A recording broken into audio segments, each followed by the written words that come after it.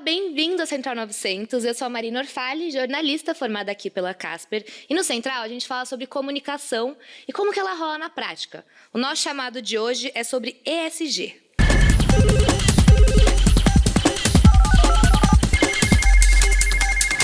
Alô? Ultimamente tem se ouvido falar muito sobre ESG. Essas 3 letrinhas que prometem trazer mais sustentabilidade e diversidade para as empresas. Só que entre um discurso bonito e uma prática real, às vezes tem um espaço bem grande. No episódio de hoje, é esse espaço que a gente vai tentar preencher e entender onde a comunicação entra nisso tudo. Para falar mais sobre isso, tenho 2 pessoas muito especiais aqui comigo. Começando com Sônia Consiglio, bem-vinda! A Sônia é jornalista formada aqui pela Casper e tem mais de 20 anos de experiência em sustentabilidade e comunicação. Foi a primeira mulher brasileira reconhecida como pioneira dos ODS pelo Pacto Global da ONU. Além disso, é palestrante, professora, escritora e colunista do Valor Invest. Bem-vinda, Sônia. Muito obrigada pelo convite. De nada. Para completar nosso bate-papo, temos Bárbara Marques, que também é casperiana, jornalista, com MBA em Comunicação e Marketing, e coautora do livro Comunicar para Transformar, Comunicação Interna, ESG e Propósito. É professora na Casper e tem experiência em projetos de cultura, diversidade e sustentabilidade. Bem-vinda. Obrigada. Bem-vinda de feliz. volta. Ai, amei. Bom, aqui, né? 3 gerações casperianas. Sim. Gente, para começar, eu queria perguntar para vocês como que é trabalhar com ESG como um profissional de comunicação.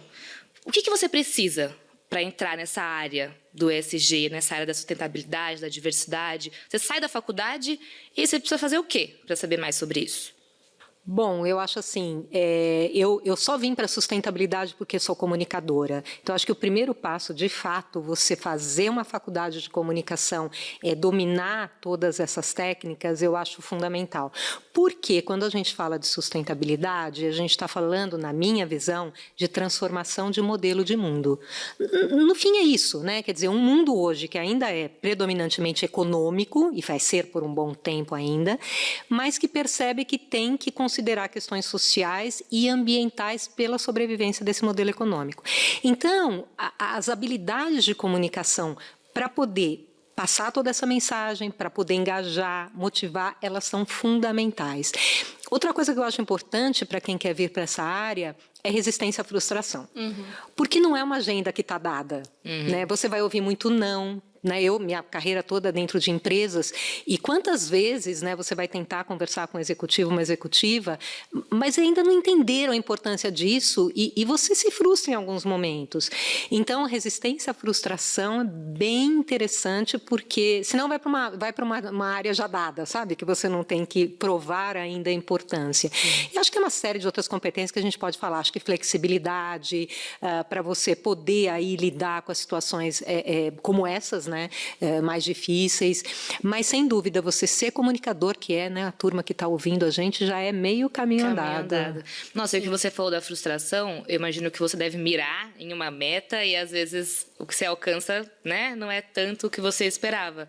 Tem muito a ver, né? Tem tudo a ver, e eu acho que aí entra, quando eu digo essa questão da flexibilidade, como é que eu lido com essa situação? Né? Porque assim, nunca vai ter situação ideal. Não existe isso, mas você tem que ser capaz, e aí a comunicação é fundamental, de entender como é que você transforma aquela realidade. Vou dar um exemplo, né? Se você vai conversar com um diretor jurídico sobre ESG, é diferente do que uma diretora de RH. Os ouvidos são diferentes, então você tem que transformar a sua mensagem, ela é a mesma. ESG, a importância dessa agenda, a mensagem é a mesma. Mas como você transforma essa mensagem para que o seu receptor, falando aí das matérias de comunicação, abram os seus ouvidos para a sua mensagem. Então, é muito desafiador também. Eu acho que isso pode ser do perfil de quem quer trabalhar. É movido a desafio, né? É desafiador você ter que transformar uma realidade que, às vezes, não está muito favorável ao que você está fazendo. Sim. Bom, eu concordo com tudo que a Sônia falou. Eu acho que é muito importante eu acho que o jornalista e quem fez comunicação tem uma habilidade que é importante para trabalhar com comunicação, que é conseguir construir pontes, né? Conseguir fazer áreas que não se conversarem. muitas vezes, para além do que está no escopo, a gente tem essa habilidade, como jornalista, né, de querer escutar histórias, de ir atrás das informações. E eu acho que para a ESG isso é muito importante, porque é uma agenda que exige que toda empresa tenha isso. Não dá para ser, senão é aquilo que falam, né, de ser algo na teoria fala, mas na prática não acontece. Então, para que a empresa viva ESG, é importante que todas as áreas, de fato, estejam comprometidas com isso. E quem fez comunicação, acho que entra muito na frente nesse sentido, de conseguir criar essas pontes e estreitar esses relacionamentos. E também de traduzir, né, termos técnicos, porque tem muita coisa. O próprio termo ESG é um termo que muita gente não conhece, mas tem muitas outras coisas que, enfim, é importante trazer à tona, trazer à luz, e acho que o jornalista tem essa habilidade de contar uma boa história, de fazer o difícil ficar acessível. Sim. Então, acho que essas são habilidades essenciais. Sim. Falando em traduzir, que você comentou, é verdade, ESG é um termo que não é todo mundo que conhece, e algumas pessoas que conhecem acham até que são uma coisa sobre sustentabilidade, né? Meio ambiente, e tem mais coisas envolvidas, né? Como que vocês explicariam o que é ESG para quem nunca ouviu falar no assunto? O que é ESG? Olha, ESG é a sigla em inglês para ambiental, social e governança. Então, por isso que é ESG, né? Environmental, Social and Governance. Na verdade, eu vou ser muito sincera aqui, eu não diferencio o ESG de sustentabilidade. Tá. Tecnicamente, se você for buscar, tem questões ali, mas no fundo, eu gosto de voltar na lógica. Qual é a lógica de você falar de sustentabilidade ou falar de ESG? Você falar de um sistema de consumo, de comportamento, de negócio, de governo que considera meio ambiente, pessoas e a forma de fazer, governança é isso, como é que eu me posiciono, como é que eu atuo, no seu modelo de trabalho normal. Então, ESG, inclusive, é uma sigla que ela se tornou mais conhecida na pandemia. Então, isso é importante, até então a gente nem ouvia falar muito, mas ela sempre foi muito usada por investidores. Quando eles falam assim, eu vou considerar fatores ESG na tomada de decisão de investimento. Então, quer dizer, eu vou avaliar se a empresa onde eu vou investir tem questões ambientais, sociais e de governança. Por isso que ESG acabou sendo uma sigla que pegou, primeiro é mais fácil de falar, né? Então, fatores ESG, critérios ESG na remuneração variável de executivos, que a gente ouve muito em empresas, né? Quer dizer, remuneração variável considerando critérios ESG. Então, eu diria que ESG tem uma questão didática dos 3 fatores, só que no ESG falta uma coisa fundamental, que é o E do econômico, porque aí você fecha a sustentabilidade. Sustentabilidade é o quê? Econômico, social, ambiental e governança. Né? Por isso até que no meu primeiro artigo no Valor Invest, eu proponho a sigla EESG, para você ter o E do econômico dentro do acrônimo. Né? Então, é disso que a gente está falando, de trazer essas dimensões para dentro do funcionamento normal do mundo, até o dia que não precise mais de sigla, né? Que eu acho que é para isso que a gente trabalha, para um dia em que não precisa mais falar é ambiental, é social, não, é a nossa forma de viver neste mundo. Né? Sim, educar as pessoas, né? Para que não precisa ser uma coisa que você fica batendo na tecla o tempo todo. Isso, ser mais natural, é você conseguir ter, e a gente está trabalhando para isso fortemente, né, principalmente nas empresas, para que você, quando você, por exemplo, fazer o planejamento estratégico da empresa, que toda empresa faz, você naturalmente já olhar para questões sociais e ambientais. Esse novo produto está impactando pessoas de que jeito? Essa nova fábrica vai ter algum impacto ambiental de que jeito? Isso ser natural, né? Sim. E na comunicação, como que você educa as pessoas assim, dentro da empresa?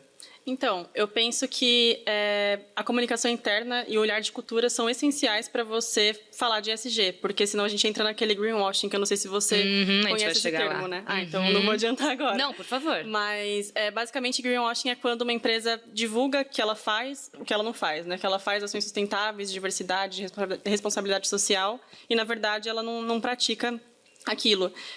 E para que a empresa tenha isso na cultura, a comunicação interna tem um papel muito importante, mas não sozinha, né? De novo, é importante que a comunicação interna atue com as outras áreas, que ela tenha esse papel, muitas vezes até consultivo, né? De também estar perto da alta liderança, não dá para a alta liderança estar dissociada disso. Eu vejo que muitas vezes, em empresas que eu passei, em alguns lugares que, enfim, tenho conhecimento, não é um tema que a alta liderança defenda. Então, se não tem a defesa da alta liderança, a comunicação interna vai ter muito desafio para conseguir implementar, porque vem dali, né? Vem como a Sônia falou, a estratégia tem que respirar ESG. E eu acho que existem várias formas, né? Tem desde a parte básica de comunicação interna, que é pensar em campanhas de comunicação específicas para falar sobre isso, mas também como que você pode colocar esse tema em uma campanha que não tem relação com ESG necessariamente, por exemplo, sobre algum produto, mas para que a pessoa veja que aquele produto foi pensado levando em consideração o ESG ou outras iniciativas. Também eu trabalhei numa empresa que a gente tinha comitês de diversidade, comitês de sustentabilidade, que é para justamente os colaboradores entenderem mais, desmistificar o tema e eles terem mais conhecimento sobre o assunto. Então, eu vejo que a comunicação tem muita oportunidade para trabalhar, mas não sozinha, né? É importante que ela tenha aliados, principalmente alta liderança, para que essa mudança aconteça. E isso, Bárbara, que você falou é fundamental, né? Quer dizer, quando a comunicação ela vai trabalhando essas questões naturalmente, não em comunicação focada em ESG, porque o que a gente diz muito é que essa agenda é transversal, né? Exato. Então ela tem que estar permeando a comunicação da empresa como um todo, sem forçar, né? Sem ser exagerado, mas aí começa a virar cultura, que o seu ponto é fundamental, ou é cultura ou não é, né? Sim. E pensando em tudo isso que vocês falaram, e no mundo que a gente vive hoje em dia, e no Brasil também de 2025, quão importante, mais do que nunca, é a gente cada vez mais bater nessa tecla do ESG? Não tem outro caminho. Nós estamos vivendo uma transformação, de novo, de sociedade, de meio ambiente, em que questões ambientais e sociais vão definir os próximos anos. Mudança do clima, né? Rio Grande do Sul, acabou uma cidade, acabaram sonhos, acabaram pessoas, né? Então, assim, não tem outro caminho a não ser a conscientização sobre a importância dessa agenda. Então, é mais do que, de novo, uma sigla ou um termo, é uma lógica. Eu trabalho, né, tanto tempo aí com executivos, executivas. Quando um líder, e você falou em líder, isso é fundamental, entende a lógica, por que descarbonização, por que diversidade? Quando ele entende a lógica, acabou. Ele não fala mais de sigla, ele traz para o seu planejamento, para a sua ação, para o que ele faz na empresa.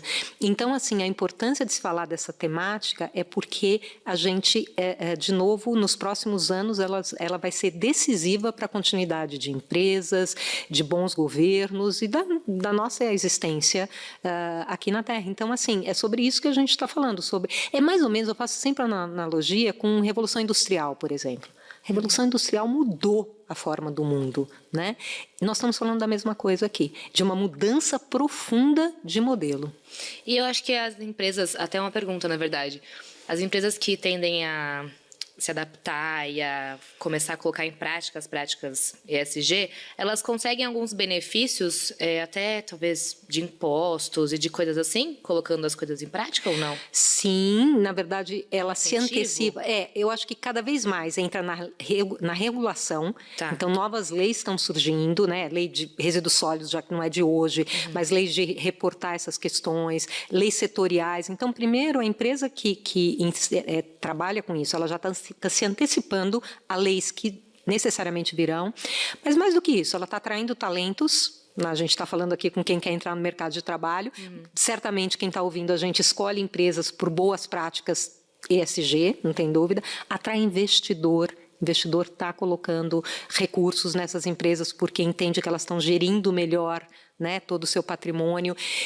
Então, a gente está falando desse tipo de incentivo de mercado, que é o melhor. Não é um incentivo provisório, sabe? Assim, você investe aqui que você vai ter... Não. É um incentivo de mercado mesmo, que passa por regulação, por, né, funcionários, por leis, por investidor... Enfim, é só ganha-ganha para quem tiver a visão estratégica. Sim. E eu penso que essa questão da atração de talentos é muito verdade. A gente estava conversando aqui antes, né, sobre gerações, antes do bate-papo.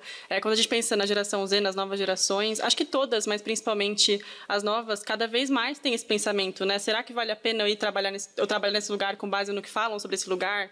A gente leva muito em consideração. Exatamente. Então, assim, acho que tanto para trabalhar, mas também como consumidores, né? Eu, pelo menos, e acho que boa parte, muitas pessoas que eu conheço, veem se uma empresa, quais são as boas práticas daquela empresa antes de comprar um produto daquele lugar. Sim. Então, é também para sustentabilidade do negócio, para a empresa continuar existindo nos próximos anos. Sim. E aí, aquilo que você comentou do greenwashing. Isso. Existem empresas que realmente são fiéis e levam a sério as práticas e fazem de verdade, com honestidade, tudo. E existem aquelas empresas que fazem assim, para enganar a galera, para ficar bonita na pose, mas quando você vai ver, realmente não é tudo aquilo, né? O que vocês acham disso? É a Cada primeira vez pergunta. menos, Marina. Cada vez menos, que bom. Por quê? Porque a empresa, primeiro, ela não é boba. Tá. Ela sabe que se ela vier a público mentir, Tá. ela vai ser cancelada, ela vai ter uma série de reações. Redes sociais mudaram a dinâmica do mundo, né? Então, assim, eu de verdade não acredito que uma empresa venha a público mentir deliberadamente. Isso seria ingênuo e temerário. Tá. Ela pode estar mal assessorada, e isso acontece, porque muitas vezes ela terceiriza, vamos dizer, até a comunicação mesmo dessa agenda, e coloca, sei lá, numa agência, ou seus profissionais não estão tão preparados, assim, vamos fazer uma mega campanha aí para ir, né, de ESG, e realmente é um tiro no pé, e é exagerado, então ela pode estar mal assessorada. Agora, eu acho que se ela estiver mentindo e fazendo greenwashing puro, aí é outro tipo de conversa que você tem que levar. Tá. Né? Aí é uma conversa até legal, e quantas empresas, em alguns momentos, estão sendo punidas por colocar, por exemplo, num prospecto de um fundo de investimento, um fundo verde, e quando você vai ver não é exatamente assim, e tem que ser punido mesmo. Né? Mas na minha visão e na minha experiência, cada vez menos, principalmente pelo poder que as mídias hoje em dia têm. Não sei se Bárbara Não, concorda. eu concordo. Eu sinto que isso deliberadamente não é algo que acontece. Pode acontecer, mas por questões de não ter sido bem assessorado, ou também por, não sei, a agenda ESG tem que ser uma agenda baseada em números, né? Tem que ser muito metrificada. É essencial para acompanhar a evolução das ações e não ser só fala. Como se fosse uma prestação de contas mesmo. Tipo, você tem que Isso. provar que você Tem está que dentro ser. daquilo. Exatamente. Por prestação de contas e também para você acompanhar se as ações estão dando certo, né? Mudar a rota se necessário. É isso. E acho que o que pode acontecer muitas vezes são esses números por falha humana, algum passar batido, alguma coisa, enfim, pode acontecer nesse sentido, além do que a Sônia comentou. Mas eu percebo que também tem um movimento contrário, né? Que é o greenwashing, que é quando as empresas não falam o que elas fazem. E eu sinto que isso tem aumentado, talvez por conta do momento que nós estamos vivendo globalmente. Eu concordo, eu acho que isso é uma reação aí ao movimento anti-ESG dos Estados Unidos, né, quando a gente tem um governo como o atual, que não valida essa agenda, pelo contrário, né, realmente desqualifica essa agenda na visão dele, enfim, ou mesmo você tem uma Europa que, por questões geopolíticas e da vida como ela é, né, vai pausando um pouco algumas ações, então a gente tem mesmo as empresas sendo menos vocais, não tanto as brasileiras, as empresas brasileiras eu não vejo grande diferença, mas, enfim, investidores são mundiais, então você tem que ir, né, adequando. Agora, o que eu acho mais importante é fazer. Né? Então, praticar, de fato, prestar contas. Então, óbvio que comunicar é importante, sem dúvida, porque primeiro você compartilha o exemplo, estimula outras a fazerem, mas já que o mundo está tão movimentado, né, cheio de desafios, o fato da gente ter esse movimento, e é verdade, Bárbara, das empresas falarem menos, que falem menos, mas continuem fazendo. Porque a gente tem muito movimento pendular. Né? Quando a gente tem algo que ganha muito destaque, como foi a ESG em 2020, 2021, 2022, exagerado, na minha opinião, em alguns momentos, inclusive em relação à diversidade, virou uma coisa que ou você tem ou você... Calma, né? Eu acho que tiveram movimentos exagerados. E aí o pêndulo vai para um lado e vai para o outro. Aí daqui a pouco veio para o lado de que ninguém... E ESG é uma palavra meio banida nos Estados Unidos. Também não é para isso. Então eu acredito que esse pêndulo tende a voltar, está voltando para o meio. Tem alguma coisa que eu, como consumidora, posso ficar de olho para ver se uma empresa está, de fato, cumprindo as normas ESGs ou só fazendo um greenwashing? Tipo, existe alguma coisa? Porque é isso, se a empresa comunica na rede social, talvez fica mais fácil de eu saber, mas eu que não entendo tanto e não consigo ficar tanto de olho nos investimentos, em tudo, eu consigo saber se a empresa leva a sério isso ou não? Tem um jeito? Eu acho que ela tem todos os relatórios que ela publica, e alguns relatórios são legais, né? Então, empresas de capital aberto, por exemplo, na Bolsa, ela tem que cumprir uma série de relatos para o regulador. Então, se ela estiver mentindo ali, de novo, é de outra qualidade essa conversa. Então, com empresas abertas, tem vamos dizer assim, um controle maior ali no que você consome, que ela mesmo fala. Então, acho que isso ajuda muito, né, a você poder saber o que ela está fazendo. Uma coisa que eu acho bacana, às vezes, fazer é ir na internet, YouTube, e procurar assim, as falas do presidente em eventos abertos. Porque em evento aberto, que você não está... Pode ter até um discurso feito, mas você está mais espontâneo, como é que esse líder dessa empresa se comunica? O que ele fala, né? Nesses momentos você sente bastante sinceridade ou não, o que valoriza ou não. Então, eu acho que também ir em speeches públicos dos líderes das empresas é interessante e ajuda bastante também. Sim, e eu também costumo pesquisar sobre as empresas, não necessariamente lendo relatórios, que eu acho que eles são muito bons, mas às vezes tem termos mais técnicos, mas me baseando muito em notícias, nas redes sociais também, nos comentários das pessoas. Acho que é bom associar todas essas frentes. Acho que essa é uma coisa muito legal, que a cada geração que passa tem realmente se transformado, né? A gente leva mais a sério isso. Sim. O que eu consumo, quem eu consumo, o que eu vejo. Tem um filtro muito maior. Eu reparo, pelo menos. Não sei se vocês concordam. Não, eu sinto isso também. Eu falo por mim, tanto na parte de cosmético, eu sempre vejo... Por um tempo eu fui vegana, né? Então, eu sempre via se tinha o selinho de vegano. Mas também, todas as marcas que eu consumo, eu tento investigar para ver se tem alguma questão por trás que eles ocultam, que denote que eles não sigam aí uma certa sustentabilidade. Sim. Não, eu acho que sim. Acho que todas as pesquisas que a gente vê, o consumidor é muito mais consciente dessas questões. Um ponto de dificuldade para valorizar ainda mais essa agenda é a questão econômica, né? Porque esses produtos, em alguma medida, ainda custam mais caro, porque não tem tanta escala assim, você tem que mudar meio de produção, etc. E tem que fechar a conta no fim do mês. Sim. Então, uma vez eu fiz um post que deu um super engajamento, porque eu fui na farmácia e vi ali, né, uma escova de dente com um cabo de bambu, R$ 39,90. Assimilar com um produto não sustentável, R$ 9,90. Aí eu fiz uma foto e postei. Falei, olha, não é que o consumidor não queira consumir esse tipo de produto, mas ainda não é tão viável. Mas o que foi bacana, e por isso que eu acho que as redes sociais são incríveis, a Colgate me respondeu. E não foi uma resposta, vamos estar analisando, né? Foi bacana, ela falou, olha, o que está acontecendo, né? Como é que a gente está investindo em novos meios de produção, quais são as dificuldades para que isso aconteça. Então, foi uma conversa de outro nível, né? Mas, assim, na intenção, eu acho que está todo mundo querendo consumir de forma mais sustentável. Sim. Tem um termo muito usado hoje em dia, até você mesmo comentou, pelo governo Trump dos Estados Unidos, que é o woke, né? Que diminui um pouco a importância e o peso de pautas como meio ambiente, de minorias e por aí vai. Engraçado como tem essa onda hoje em dia que as pessoas se sentem mais à vontade para falar e fazer coisas que há alguns anos atrás não tinha mais espaço e está voltando, infelizmente, a ter. Né? E aí, em vários aspectos, em publicidade, em ESG, em tudo, assim. A gente teve a campanha com a Sydney Sweeney faz pouco tempo, não sei se vocês viram, com a American Eagle. São coisas, assim, que há uns anos atrás, totalmente canceláveis, e a gente está com esse retrocesso um pouco. Como que isso impacta o ESG? Essas pessoas se sentindo mais à vontade, porque elas sempre estiveram lá. Só que agora elas sentem que elas têm mais espaço para colocar isso para fora. Como que isso impacta? Eu acho que tem a questão do movimento pendular. Então, acho que, assim, quando você exagera muito, e houve um grande ponto do politicamente correto, eu acho que exagerou um pouco, né? Pesamos um pouco a mão como mundo, e isso volta. Mas você sabe que uma vez, eu conversando até com um organismo internacional, ele falou uma coisa para mim, que eu acho que responde essa pergunta para mim, respondeu. As mudanças têm que ser estruturais, né? Se você faz uma mudança mais ou menos, na hora que você tem espaço para que aquilo volte para o que é confortável, ele volta. E estrutural não é uma coisa que acontece do dia para a noite. Quando a gente fala de racismo estrutural, quando a gente fala de minorias, de herança, isso são mudanças geracionais, né? A geração de vocês já vê isso de uma forma diferente do que a da minha. A minha tem que se adequar. Sim. A de vocês já é muito mais natural. Então, eu acho que, assim, se a gente olhar como retrocesso, a gente pode olhar como a mudança não foi tão profunda assim.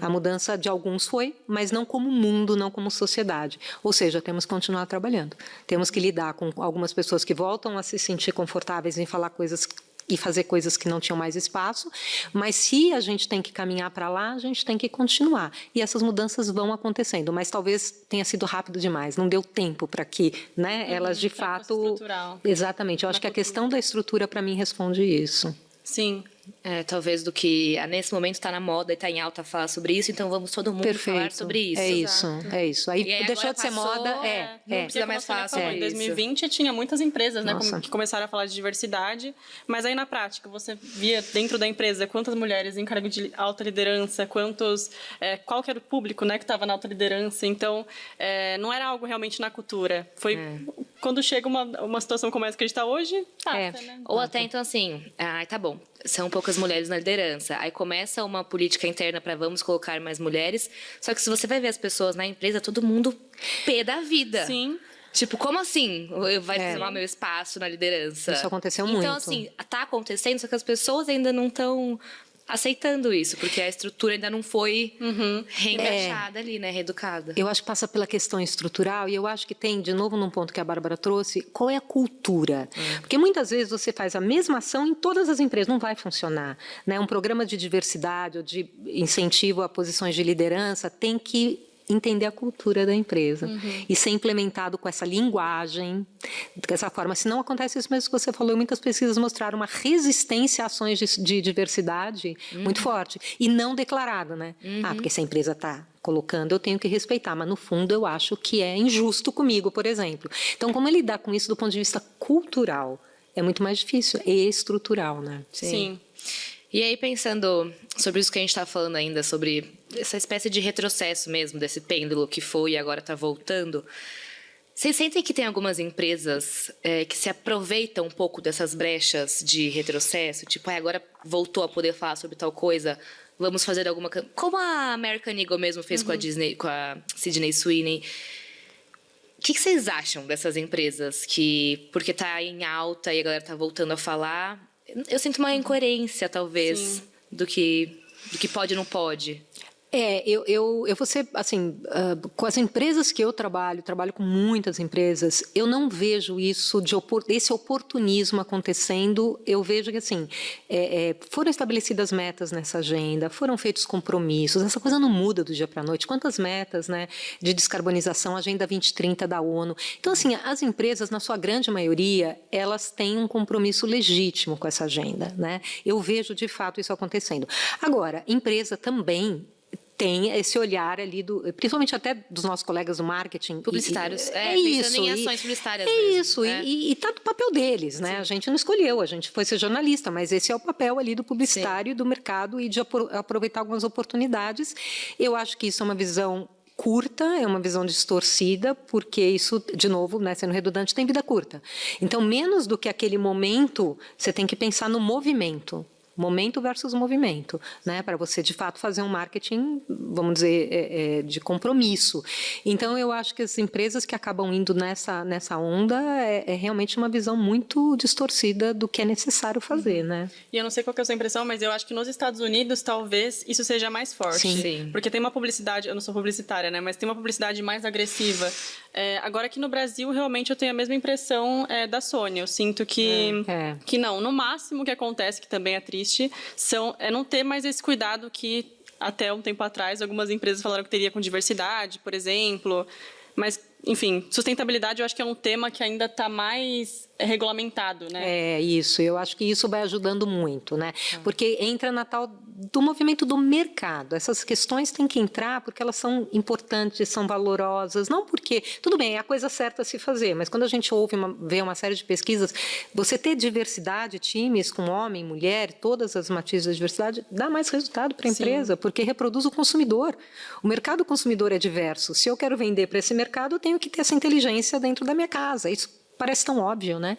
Então, acho que quando a empresa percebe isso, realmente ela traz para a estratégia. Mas é verdade, se você tem um país, né, Estados Unidos, todo o ambiente ali se tornou muito adverso a essa agenda, né? Então, realmente, eu acho que pode ter posicionamentos corporativos ali que tentem se aliar mais. Que eu né? acho que a gente tem que ficar esperto, porque, querendo ou não, Sempre. os Estados Unidos ainda dita muita tendência Sim. em publicidade, em audiovisual, em cultura mesmo, né? Sim. Então, acho que bom. Eu também vejo o Brasil muito mais tranquilo quando a gente olha por esse ponto de vista. Que a gente continue assim, por esse caminho. Amém. Amém. Não, e só para fazer, eu acho que vale a pena a gente também fazer um disclaimer em relação aos Estados Unidos, porque os estados têm certa autonomia, né? Então, a gente vê, mesmo sendo um direcionamento da nova presidência, tem estados que estão... Muda muito, né? Poxa, a Califórnia, né? Investimento em energia renovável e tal. Então, a gente também tem várias situações coexistindo lá, Sim. né? COP está chegando e a gente trabalha com comunicação. Não pode deixar de notar alguns patrocínios no evento, que são patrocínios de empresas que têm grande impacto ambiental. Como que a gente que trabalha com comunicação consegue ver todo esse cenário, assim, na cobertura, nas comunicações internas? O que significa essas empresas de tão grande tamanho e impacto patrocinando um evento dessa magnitude?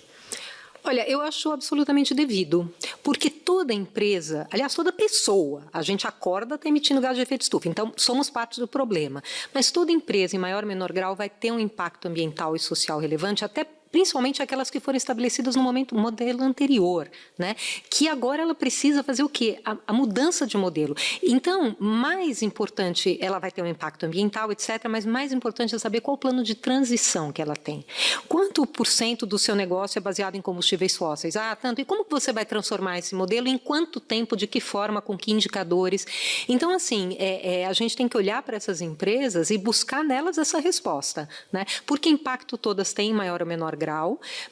COP é um evento muitíssimo importante, o setor privado tem um papel fundamental, então que bom que elas estão patrocinando ali, a gente como comunicadores, né, como é que tem que olhar para essa cobertura, como é que tem que olhar para essa pauta, de forma crítica e perguntando justamente os planos de transição e posicionamentos em temas críticos, porque isso também é importante, ela tem que ter resposta para temas críticos. Tá. Se ela não tiver, aí já é um indicativo de que ela está engambelando. Que a gente tem que ficar esperto.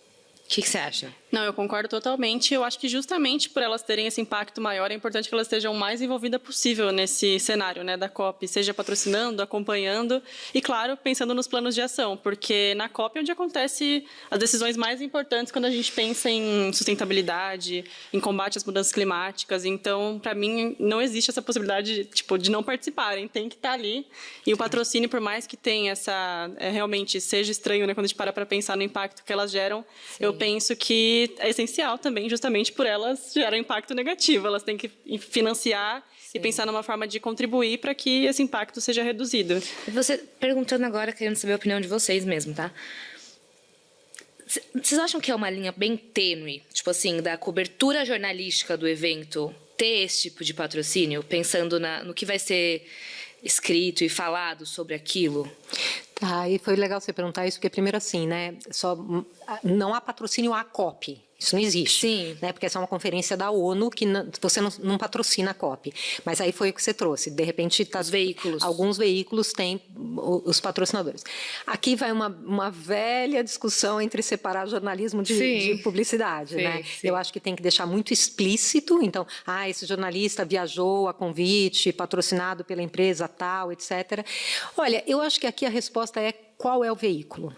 Tá. O veículo tem credibilidade? Se o veículo tem credibilidade, eu não me importo com esse tipo de patrocínio. Se eu tenho um pouco de dúvida, aí eu acho que a gente tem que ficar atento se essa cobertura vai ter um viés positivo por causa do patrocinador.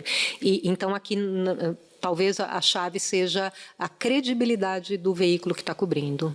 A seriedade, né? A seriedade, a credibilidade. Tem jornalistas que eu leio de olho fechado. Falei, sei que está cobrindo. Ela pode ser viajar patrocinada por quem for. Eu sei que é uma profissional séria. Tem o histórico de como eles abordam esse tema, né? Como que tem sido comentada a questão da sustentabilidade, das mudanças climáticas, porque aí é o que dá relevância também, né? A gente sabe que a pessoa está ali fazendo um trabalho sério, de fato. Agora, uma coisa que me incomoda, isso eu acho que a gente deveria ser mais crítico. Por exemplo, você tem 5 empresas patrocinando um evento na COP, que é, sei lá, painéis de debates. E só as empresas patrocinadoras participam do painel de debate.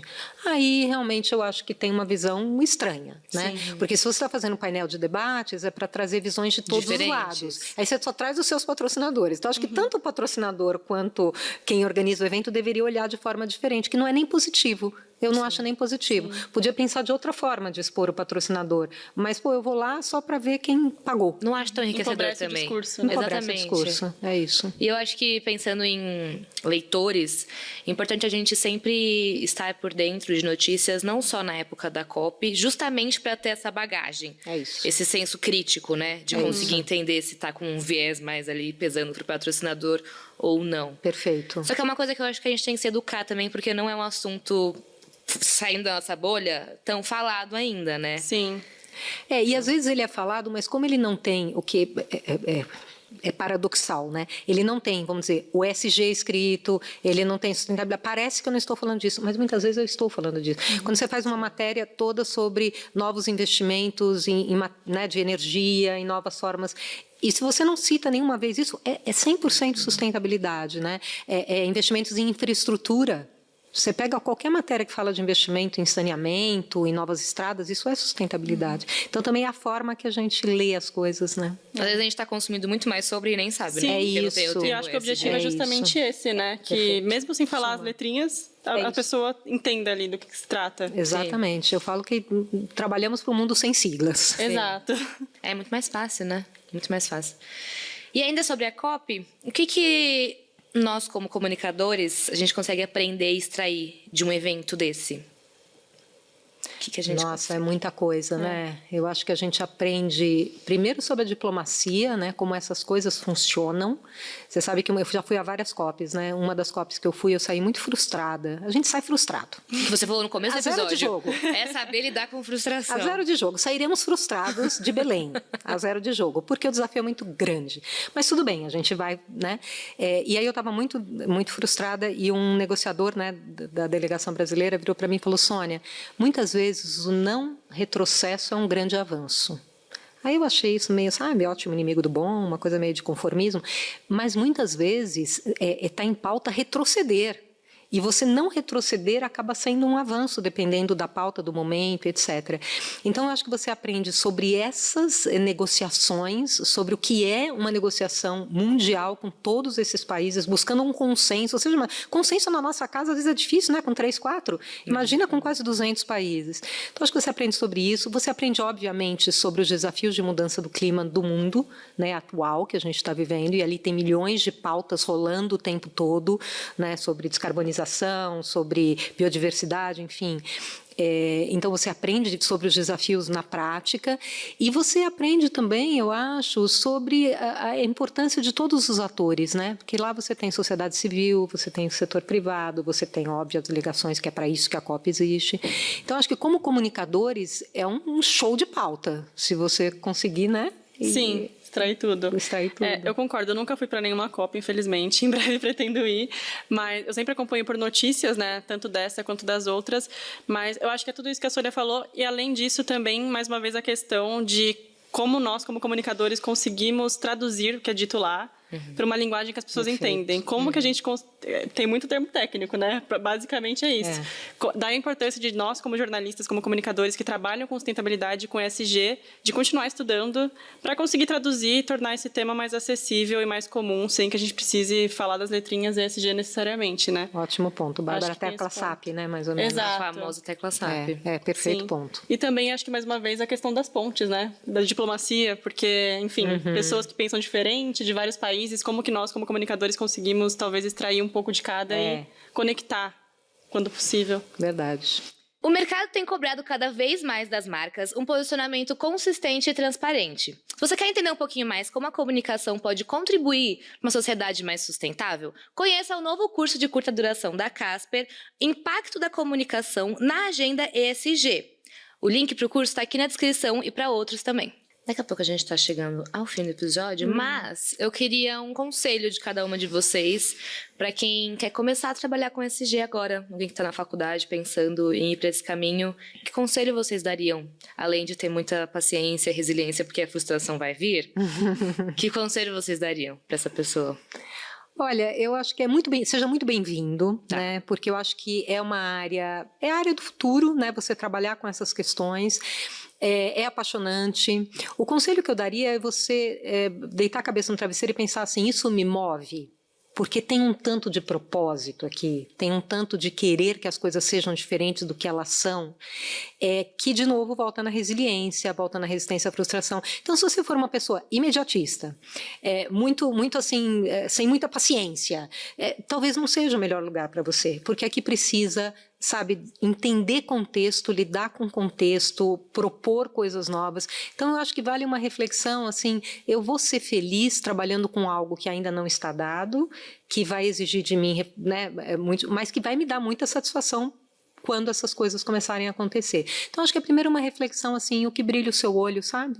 E se sim, vai embora, porque é maravilhoso. Eu concordo, é um mundo apaixonante. Eu diria que nem precisa necessariamente ser uma pessoa que acompanha notícias de sustentabilidade desde já, porque às vezes a pessoa vai entrar naquele mundo, se encantar e começar a descobrir. Acho que o mais importante é realmente ter essa resistência, né, essa habilidade de lidar com a frustração e também curiosidade para aprender, que acho que é algo do jornalista também, né? A gente sempre buscar mais informações. E uma coisa que eu sinto que, para mim, fez muita diferença, que eu venho desenvolvendo, como jornalista não tive essa formação, mas é justamente saber olhar para dados. Como que você... enfim, para você, como a gente comentou anteriormente, né? Como que eu sei se essa ação que eu propus, que uma área propôs, está tendo de fato resultado? Sim. Ou antes de divulgar, eu sou de comunicação interna, né? Mas para quem é de externa, chegou uma informação, um número X sobre uma ação sustentável. Faz sentido? Pelo menos ter esse olhar crítico, né?